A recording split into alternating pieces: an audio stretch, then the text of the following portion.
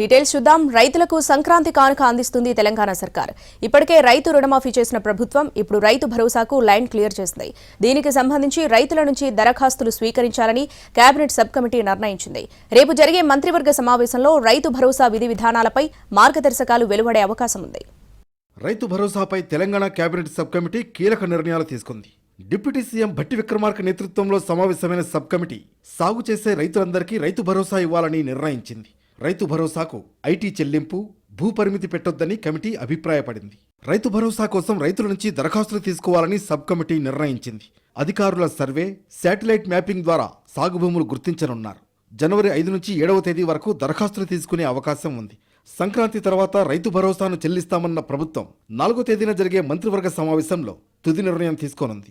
గత ప్రభుత్వం అమలు చేసిన రైతు బంధులో 21,000 కోట్లు అనర్హుల ఖాతాలకు ప్రభుత్వ సొమ్ము వెళ్లింది అనేది ప్రాథమిక అంచనా. ప్రస్తుతం కాంగ్రెస్ సర్కార్ రైతు భరోసా పేరుతో అర్హులైన రైతులకే సాయమందాలని లక్ష్యంతో అడుగులు వేస్తోంది.